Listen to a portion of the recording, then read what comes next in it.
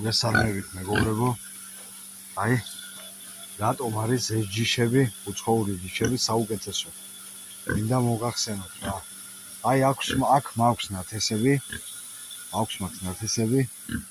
აი ეს